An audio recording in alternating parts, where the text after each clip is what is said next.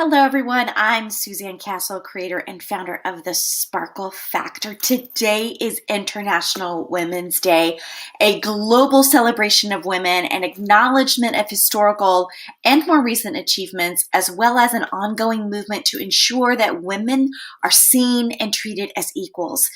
According to the website for International Women's Day, it says that this day is a global day celebrating the social, economic, cultural, and political achievements of women, and that this day also marks a call to action for accelerating gender parity. So I've been thinking about that, and their hashtag this year is Choose to Challenge, which is asking all of us to examine our experiences as women or people who love women or leaders who have women as a part of their organizations. And some of the questions that I've been asking myself are, what are the choices that I make as a woman, as a coach, as an advocate, as a creator to help lift up women's voices? And what do I need to do inside my own self to challenge myself, my beliefs, my biases, my actions? They transcend my role as a woman, but they also inform as a woman. So my beliefs and my biases, which we all have, in my actions. And what are challenges as a consultant and coach that I know people are facing? There are obvious ones all over. The pandemic has exposed a whole lot. And what are the internal, the external that we're all bringing? And then that means, what am I going to call forth in myself and in others to acknowledge the uniqueness of people, specifically women clients that I have, and how to accelerate, accept, rise to the level of sparkle that the women are bringing. So here's something that I wanted to share with you today, which are 3 huge benefits of having women leaders at your table. Research is showing us louder and louder and more clear the many advantages of having women in leadership at teams, in organizational, political leadership, education, in research, and more. So I wanted to lift up 3 right now. So the first is that women are better problem solvers and they are greater at innovations. This is not taking anything away from anyone else, but research continually shows us that having more women in leadership positions brings a wider array of perspectives. So you get a big variety there of how things are looking, how people are seeing things, and approaches, which means that you're going to have better results in how you problem solve, how you innovate, and how you imagine a better future. I was reading a biography. You know that I love my wine and my sparkling, and I read a biography of the Widow Clicquot of the Veuve Clicquot champagne, and it offers an interesting historical example. You see, in the early 1800s, she convinced her in-laws, Barbie did, to let her take over the failing family wine business when her husband died at a very early age. And the champagne industry was forever changed for the better by her innovation called romage.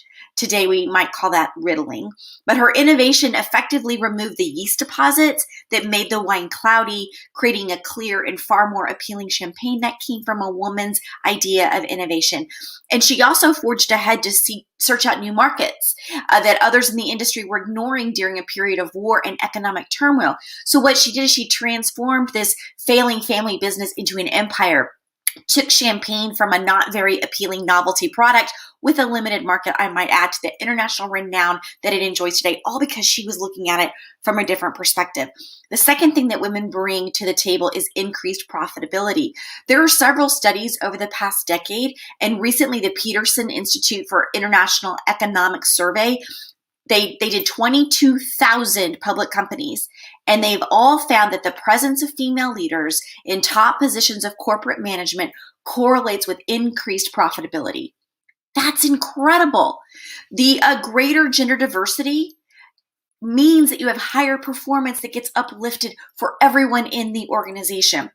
The third benefit of having women is outstanding leadership. Let's face it, female leaders continually rate higher than men on collaboration, establishing stretch goals, taking initiative, driving for results, and displaying integrity and honesty. And I don't know about you, but that's the kind of life I want to lead. In fact, the Harvard Business Review analysis surveyed 7,000 so leaders in successful and progressive organizations, both public and private. So some were government, some were commercial, some were domestic, some were international. And what they found is that women are rated higher in 12 of the 16 competencies that go into what we know as outstanding leadership. 12 of the 16. Overall, the skills that women rate higher are those that contribute to improved problem solving, innovation, leadership, skills that support teams characterized by enhanced trust and productivity. And yet, we still face many challenges, sometimes not being heard, not being respected, the impact of implicit bias, stereotyping. Sometimes we don't have quality mentorship or sponsorship, and we definitely don't receive equal remuneration and as many advancement opportunities. So here is the deal. I just want you to increase your awareness about your beliefs and your biases. I want you to call a woman in your life and tell her thank you for showing up for you and for so many. Recognize that women have inherent strengths and leadership styles that are equally important, and make sure that they have a voice. If you are organizing an event, make sure that there's a woman there. If you're on a team that doesn't have a woman, ask a woman to serve. Let's make it happen. I am choosing to challenge you, and I'm challenging myself on International Women's Day. Have a wonderful day. My name is Suzanne Castle. I will see you again real soon.